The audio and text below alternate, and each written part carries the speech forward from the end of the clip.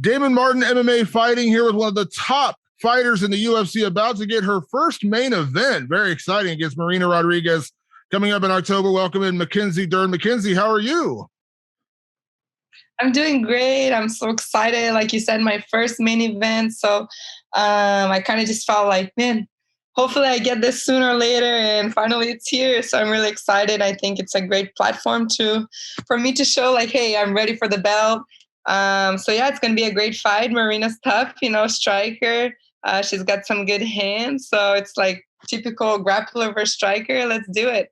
Yeah, I love it. It's funny because you've had so much of attention on your career since even before you got to the UFC, so much of a spotlight coming in from your Brazilian jiu-jitsu career and everything.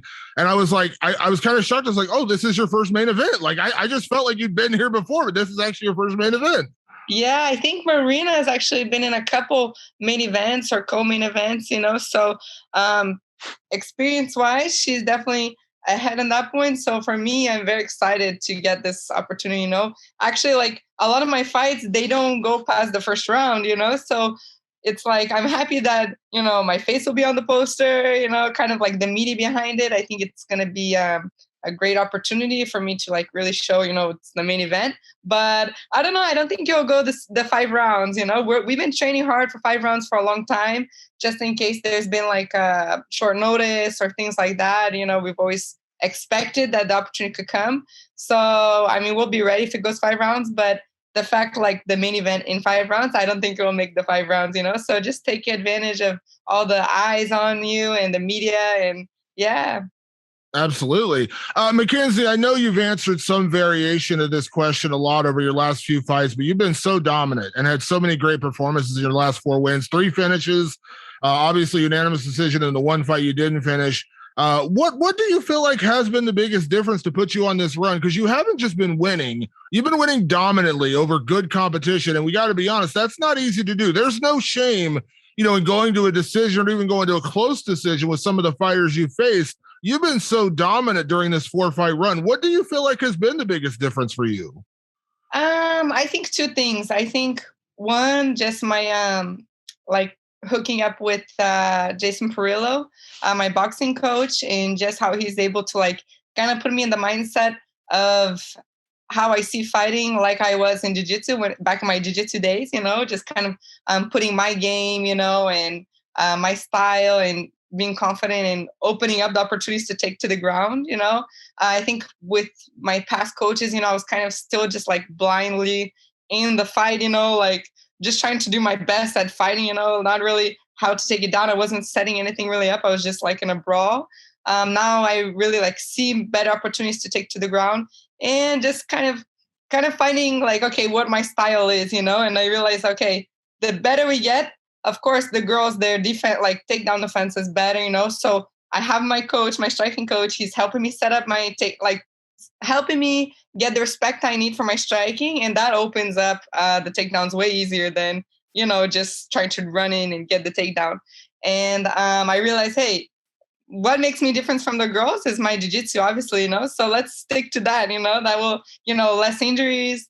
It's just going to be hard for the girls to, I think, catch up to me, So I really need to take advantage of that. And I think in LFA and Invicta and all my beginning UFC, I was kind of just feeling out what it was like to fight, to get punched in the face, like if I really liked it or not, it's just, okay, am I going to want to do this? And now I realize, okay, I don't like getting punched in the face, but I like standing up, but let's use my ground, So now I kind of really have the game plan is to take advantage of my ground game. And I think that will be what will take me all the way to the belt.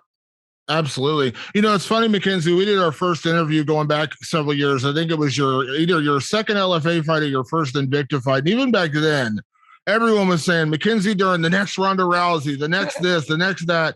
And you always said, I remember our interview, you told me, I'm not going to be the next anybody. I'm going to be the first Mackenzie Dern, but you were taking it slow and easy. It was everyone else that was kind of piling on the pressure and saying, you're going to be this, you're going to be that. And obviously you had a couple wins, but you also faced adversity with the weight cuts and obviously taking time off to have your daughter and then coming back and dealing with your first loss. And then since then, you've shown so much maturity and growth and evolution in your game. Like, is this just who you needed to become? Like, you needed time to get here. Like, everyone was saying, but your first UFC fight, people were asking you, so when are you going to fight for the title? Like, not realizing, like, it's your first fight.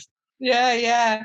Definitely. I think the adversity is what makes you more mature, So even just the adversity, as in like my loss, the weight cuts, it's, of course, that's not the adversity everyone wants to go through, but just kind of me. I was young, I think I'm 28 now, so I was like 25.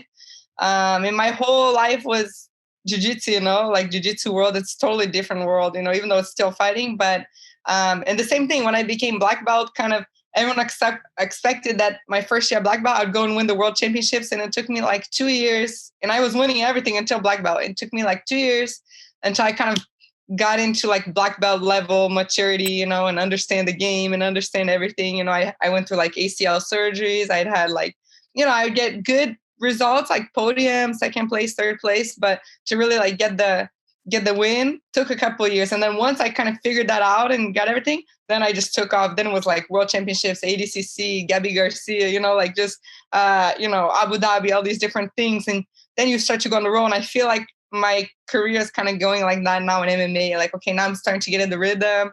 I'm starting to understand what's working, what doesn't work. And I'm definitely a more mature fighter. I think the most, of course, is like my daughter, being a mom. It's like, man, okay, now I have someone depending on me. I want to like be a good role model and just do the best I can, not just like go by on having fun and party and, that kind of young fighter lifestyle that I was before. Yeah, I know you talked about it a lot, since having your daughter, what an inspiration she's been and how much motivation it served for you. Because as you said, now you are a provider. You are doing things for her to give her the life that she needs. And I read an article a couple months ago. I just read it recently, so I apologize if you already talked about this, but it was talking about your pregnancy when you took time off. I think it was for women's health. And you said that when you first announced your pregnancy, you lost 50,000 followers on Instagram and you lost sponsors, which is insane to me. Like, that's I know I shouldn't be surprised because sadly that's the world we live in. But like, reading that, I was so shocked. Like, I couldn't wrap my head around why people would not like celebrate that as opposed to, like abandon you somehow. Like, that was just wild to me. Yeah, it's I mean, I understand like that we're a more man-based sport, of course. That's kind of like my role, is just trying to inspire women to like kind of identify more themselves with my story, like, hey, moms can fight, or even if they're not moms, but women, and maybe sometimes they get scared, like, oh, I'm gonna fight and maybe lose, like not be too feminine anymore, but we can still stay the same, So I know that we have more male base, and of course, like if you can see like, oh, a hot girl, fighting, and then all of a sudden she's pregnant, maybe they think I'm not gonna make. I already was having problems with making weight before, so everyone was just kind of like, I guess they just left, and okay, she's never gonna come back to fighting, nothing, and it was good for me. It was like, okay, I need to prove everyone wrong, and even though before I got pregnant, I knew that I would be active while being a mom and stuff like that, just because I grew up watching my dad compete, so I always knew that, okay, what I learned from him was so important in my life. Like, okay, watching him win and lose and make weight and all the sacrifices he did, that's something I definitely wanted to pass for my kids. I didn't want to have kids after I retire. So once I saw that in sponsors, I mean, hey, it's business, it's money. I understand, not going to be in the media, not going to be those things, but now I think they're probably like, oh, maybe we shouldn't have done that. Yeah. Well, to that point, though, I mean, that also shows loyalty, right? Like the people who stuck by you when you were taking time off. I mean, you were having your daughter. I mean, I commend you. I thought that was awesome. And I read in that article, you said, you took the whole year off. You didn't train. You just want to focus on being pregnant and being a mom. And of course, you should. You should absolutely do that. But I imagine that makes the people who stuck around and people who are around you who supported you means that much more that they stuck by you. And now, you got to be one fight away from a title shot. Like I said, those are the ride or die people, right? Yeah, 100%, and yeah, I mean, I see like getting more followers after each fight, and it's kind of like cool to see like, hey, you really like showed me different, and it's cool like that, because you can always learn, so I'm really happy that, my story is teaching in some way, and like, let's see how far we can go. I think the belt's coming soon. So one fight at a time. And yeah, I took the whole year off. I was like, okay, I'm not going to train. I'm not going to do nothing. It's in my daughter, she was a surprise. We weren't expecting to have a baby or anything like that. So it was kind of like, okay, my career, everything. My dad is like my coach, and he's like, oh my gosh, and so I'm like hoping the UFC doesn't cut me and all these things. So yeah, I'm really just happy we were able to the comeback, and I think it's gonna be like really, really good. Absolutely. And obviously you've been on an incredible run since then. And correct me if I'm wrong, like I know the UFC, when you took time off, I don't think they, obviously they didn't cut you or anything crazy like that. But like the one thing I've always commended the UFC on is equality with men and women, because the UFC seems to be the one organization, or MMA, I should say, mixed martial arts in general, seems to be the one sport where women really can be equals in terms of like the support they get from the organizations, the money they make. You're main eventing a card. Obviously, some of the biggest stars in our sport are women, and Ronda Rousey was arguably, the other Conor McGregor, like that level of athlete when she was active. So I mean, this is one sport where it seems like, you get that support. Like I don't know how the UFC was when you were pregnant, but it seems like, now here you are, you're getting this main event, like you're able to be equal with everybody else. And that's one thing that I think is different with mixed martial arts than, unfortunately, a lot of other sports. Yeah, 100%. Definitely had a lot of support from the UFC. Just getting back into it, they're very like, okay, are you sure? Like, you want to come back? How's the weight? How are you feeling? And I was like, okay, 4 months after I want to be fighting. I came back actually pretty early. They're like, are you sure you don't want to wait longer? I'm like, no, give me a fight. And so they definitely like supported me a lot, which is good. It's a little bit scary for a fighter, and like think, okay, am I going to lose my job? But thankfully everything went good, and they'll see it. Yeah, I mean, yeah, I think it's a little bit harder for girls to sell the way that the guys sell. Obviously they have like the trash talking, the thing. You don't see too many girls like trash talking. Now it's getting a little bit more famous, more common. But I mean, the UFC is a business, so obviously whatever sells, they don't mind, a guy or girl. If you sell, hey, we'll get you your spot. We'll give you the spotlight, and you make money, we make money. Everyone's happy. Absolutely, absolutely. To that point, let me ask you about this particular matchup, because obviously you mentioned it earlier, kind of the striker versus grappler with you and Marina. And I looked at, obviously I've watched Marina fight all of her fights in the UFC, and the one thing, you look at her record, the one struggle she's had have been grapplers. She had 2 draws, which again, there's no shame in, going to a draw with Cynthia Calvillo and obviously Randa Marcos. So of course you fought, and then, losing to Carla Esparza, again, no shame there. Carla's a former champion, but that's the 3 losses she has, all grapplers. I know you've noticed that, and I'm quite sure you're going into the fight thinking, hey, I can strike if I need to. We've seen the huge improvements you made in your strike. Your striking looked fantastic 2 fights ago. You really had some great striking in that fight with Viana Jandiroba. But in terms of like your confidence, does that raise your confidence knowing like the one thing she struggled with have been grapplers? Yeah, for sure. And I mean, even like the fight with Michelle Watterson, for example. Michelle, obviously, I think she's maybe brown belt in jiu-jitsu, but Michelle is a karate, striker. So even like the one round that Marina lost out of the 5 rounds was the round that Michelle took her down. That's like a striker taking her down. So and I mean, she only lost that one round, but it's like you said, I definitely see like, okay, if I just need 15 minutes to get the person to the ground, because I think ground game, I'm a little bit more than like Carla Esparza and Randa Marcos, even Cynthia Calvillo. I think she ended the round like on her back and things like that, like ground and pound. But I just need to get you on the ground, because then I'm gonna like start to do like the submissions and get the fight over with. I don't want to just hold you there. But now I have 25 minutes to just, it's definitely harder. I think definitely harder. The person like you're walking on the cord, and people are like trying to bring you down, and you're like, I can't fall. Then the person that's just trying to take you down. So I think this fight's a little bit more in my favor. But I mean, I saw Marina's knockout for Amanda Ribas. I know that she has like good right hand, strong. So I guess it's just trying to like, make her see if I can see her hands to get in there and get to the ground, Yeah. That's definitely the no secret there.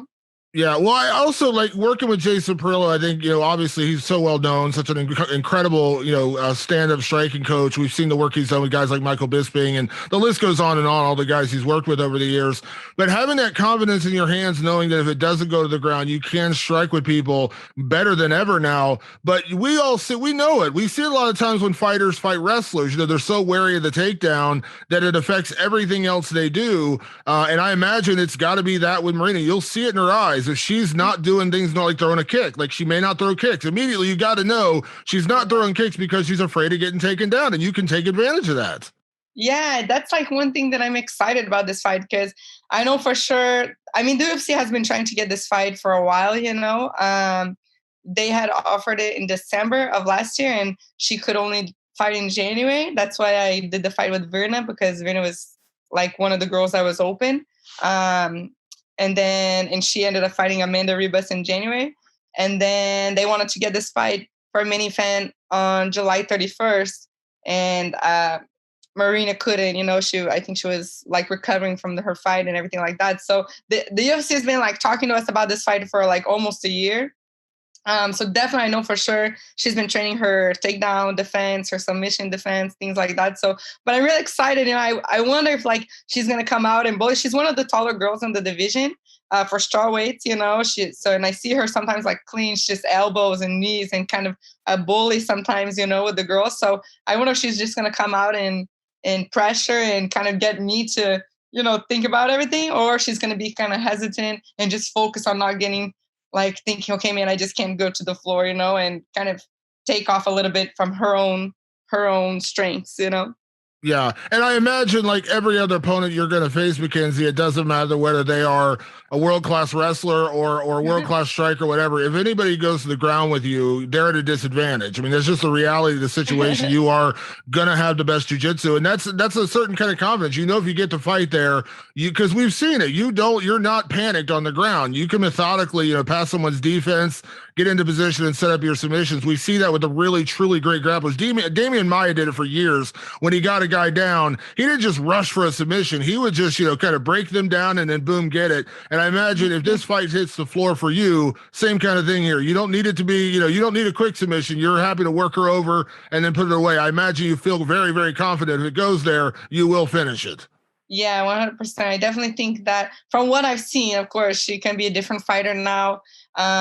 Just, of course, always evolving. I'm always evolving too, from my ground game to because, like you said, it's like, okay, I believe I have the best jiu-jitsu in the women's division, but, we have the cage. So when the people start to go and use the cage to stand up, it's like things come a little bit not so easy, but from watching her other fights, just kind of her giving her back a lot, just kind of trying to get up like, anyway, I saw like a lot of opportunities for different submissions and things like that. And yeah, I mean, maybe they defend like the armbar or defend the choke, but once they defend the choke, I'm going to like the triangle. And then once they defend the triangle, I'm already going to like footlock. And it was, it's just like chess, I never played chess, but they say it's like chess, you keep setting it up, so they defend one, defend two, but I have like playing C, D, E, F, and G, it's like my world down there. So definitely I think if it goes to the ground, that I really, really hope it goes to,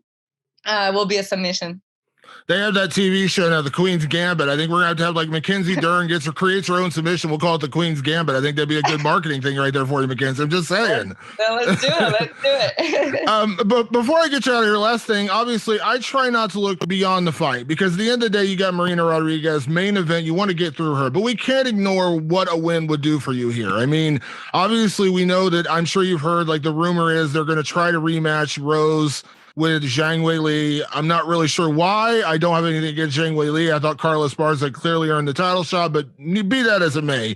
You got Carla out there and you got Joanna, who unfortunately hasn't fought for over a year. But in your head, when you look at this fight main event, are you thinking like a win and maybe one more win and a title shot? Like, where is your head at in terms of what this win does for you?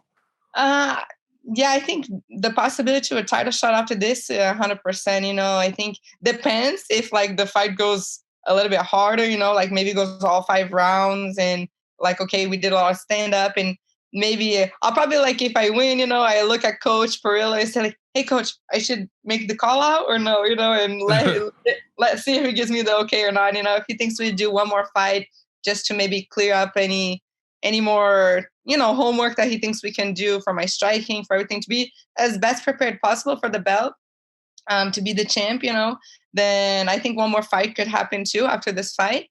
But if not, if everything goes good and like, okay, we're ready, I'll definitely do like a call out or something like that for the belt. So yeah, I hope, I mean, for me, I think that if Carla gets the fight, I think she deserves to, you know, I think would be kind of better for me just to, if I win this fight, okay, that's 5 wins straight.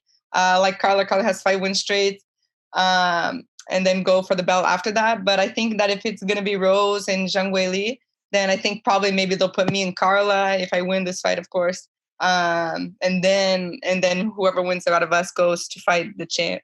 Whoever wins Rose, you know. But and then it might will be a little bit longer, you know, because I know Rose likes to be like really prepared for her fights. Sometimes like once a year she fights, something like that, you know. So we'll see. I don't want to wait too long. I hope I'm not fighting for the belt like in 2023, you know. I hope by then, you know, but we'll see.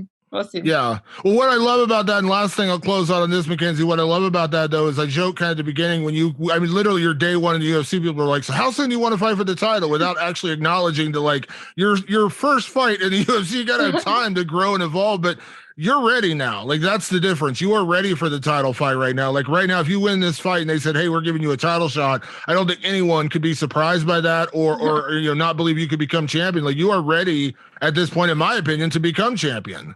Yeah, it's crazy. I see like even just on my social media, you know, it's totally changed. You know, like you said before, I lost like 50,000 followers. It was like at the time when I had all those followers and things like that. Just kind of the comments was kind of people like, oh, you know, overrated and all these things, you know. And I see like today, and I'm not even that on my social media. I tried to do better, you know, but you know, it's like mom and you know, training and dogs and family and all these things. So it's a little bit hard for me to be all the time. But the little stuff I post, people are just like, man, future champ. I see you, like you're working hard. It's so great. The mindset, you know, and I'm like, wow, people like notice just from like one 30-second video, you know, so they can really tell. And I can see that the people kind of see me as a future champ now, you know, so that definitely is confidence. I think the only thing that'd be holding me, like kind of holding the reins is Coach Perillo, you know, he's made so many champs, you know, it's BJ Penn, Bisping, you know, Chris Seaborg, you know, all these people, you know, so I definitely trust his instincts. I trust his decisions. And I know that he's like painting a picture, you know, he always tells me he's painting like this picture in his mind, and I trust his artwork, you know, so I'm going to be his artwork, hopefully his future champ. And I think we'll be good. If he says I'm ready, we're ready. If he wants to hold the reins a little bit longer, no problem too.